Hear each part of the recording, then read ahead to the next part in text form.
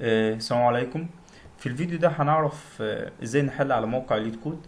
مثلا عندي بروبلم زي البروبلم دي، بروبلم سهلة جدا، بس احنا مش هدفنا ان احنا نحل البروبلم، احنا هدفنا ان احنا نتعرف على الموقع ونحل ازاي عليه.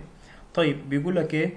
هاخد اكس انتجر اكس ورجع لي ترو لو هو بالندروم، غير كده رجع لي فولس. طيب الحل اللي هو اكيد اللي انا هاخد الانتجر اكس وبعد كده هوديه للسترنج واعمل ريفرس.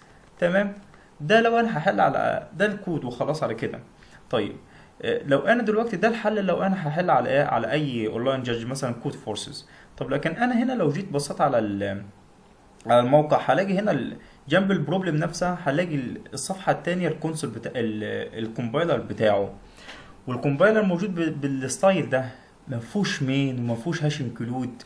النظام ده الستايل ده اللي هو ايه، اللي هو الاوبجكت اورينتد بروجرامنج، اللي هو الاو بي.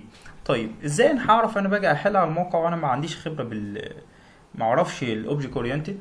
هحله ازاي؟ انا دلوقتي انا حليت المساله بالشكل ده، انا اتعاملت مع المساله على انها اي اونلاين جادج. هاخد الكود بتاعك ده، هاخد اللي انا كتبته جوه المين نفسه، مش هاخد الهاش انكلود ولا هاخد المين نفسه ولا اي حاجه، وروح حاطه هنا. طيب دي فانكشن واحنا عارفينها زيها زي اي فانكشن. طب هل الفانكشن بتاخد جواها انبوت؟ اكيد لا. طب الانبوت بتاع البارامتر فين؟ الانبوت بتاع الفانكشن فين؟ في البارامتر. ما انت بعت له البارامتر ده اللي هو نفس الانبوت، يبقى ايه لازمه الانبوت؟ بالظبط كده. طيب آه تمام. طيب كده انت حليت. طيب هنا انت بتقول له ايه؟ سي اوت، رجع لي السي اوت ترو. طيب هل البوليان مش لازم دي ترجع ريتيرن؟ طب يبقى بدل السي اوت ايه؟ ريتيرن. بالظبط كده، ريتيرن. يبقى ريتيرن هنا ايه؟ ترو، مش سي اوت ترو، لانها ايه؟ بوليان. تمام. تمام جدا. وادي ريتيرن هنا. بس كده انت حليت المسألة بدون ما تعرف اي ايه حاجة عن الاوبجكت اورينتد. طيب انا بتعامل ازاي مع، يعني انا بنسى تماما دي، وبنسى دي، بنسى الكلاس تماما. انا بتعامل على اساس ايه؟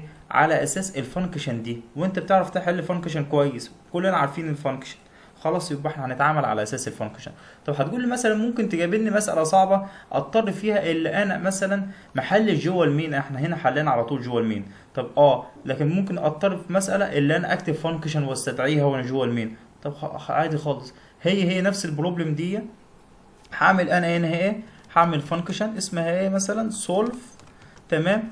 وبتعمل نفس الكلام ده، بدل ما انا خدت الكلام ده هنا، انا خدت هنا بس الانبوت في السي ان، في المين، والبوليان هي اللي هترجع لي الناتج، اللي هنا هنقول له ايه؟ return true. لا خلينا نحوش وتحتها ايه؟ return false. تمام. وهنا هنبعت له البارامتر بتاعه اللي هو اكس. هنا لاحظنا كمان اللي هنا اهو لما احنا جينا نحل، هل انت بعت سي ان؟ لا. ليه؟ من سي ان بتاعتك اهو الانت اكس. هنا لما هنيجي نبعت الفانكشن بتاعتنا هنستقبلها مثلا ماشي، هنستقبلها في الريزلت هنا، ونقول له ايه؟ السولف اسم الفانكشن بتاعتك، وبعت لها انت ايه؟ البارامتر بتاعها اللي هو ايه؟ البارامتر اللي هو السي ان بتاعتك بس. وهنا مثلا هقول له ايه؟ لو الريزلت بواحد اللي هو بترو، قول لي ايه؟ سي اوت يس مثلا، او واحد. else سي اوت نو. احنا فلنفترض اللي هو ايه؟ البروبلم محتاج اللي انت عندك فانكشن. تمام. ادي المين بتاعتك صح، واحنا اتفقنا اللي هو المين مش هناخد هنا في الفانكشن، مش هناخد ايه؟ السي ان. واحنا هنا خدنا خلاص. ادي الفانكشن بتاعتي اللي انا كتبتها اهو، هاخدها واحطها فين؟ فوق الفانكشن دي اللي هو ادهاني. انا مش هقدر اغير اي حاجه هنا في الفانكشن اللي هو ادهاني، لا هغير الريتيرن تايب ولا هغير الاسم. ممكن اغير الفاريبل مثلا بتاع البارامتر لكن مش هغير اسم الفانكشن ولا هغير الريتيرن تايب. تمام. انا رجعت هنا وكتبت الفانكشن الجديده بتاعتي اللي هي اسمها سولف. طيب هنا في المين هعمل له ايه؟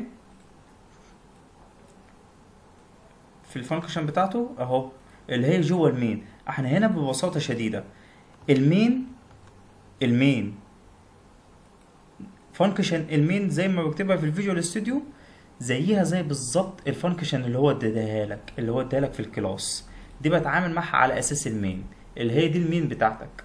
بس خلاص، فهنا احنا اتفقنا مش هنكون في انبوت. طيب وهنا رجع بعت له الفانكشن اللي هي فوق واستقبلته في الريزلت، لو هو بواحد هي اتفقنا اللي هو ايه return true، وهنا return false.